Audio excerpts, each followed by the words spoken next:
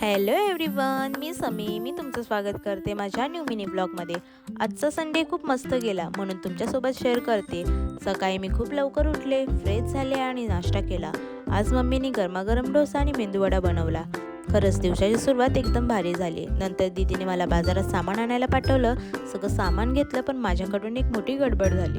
मी आलं घेतलं होतं पण ते दुकानातच विसरून गेले. मग घरी आल्यावर लक्षात आलं. मग पुन्हा बाजारात जाऊन आणावं लागलं. घरी आले तर दीदीने 1 पॉट बिर्याणी आणि चिकन फ्राय बनवलं होतं.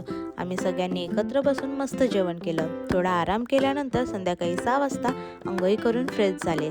मी आणि दीदी असेच बसलो होतो तर तेवढ्यात माई कामावरनं आली आणि अचानक प्लॅन झाला की बाहेर जायचं. मग आम्ही लोकी गेलो बाहेर. मग तिकडे आम्ही प्रचंड खाल्लं होतं, ते तुम्ही माझ्या ब्लॉगमध्ये बघू शकता.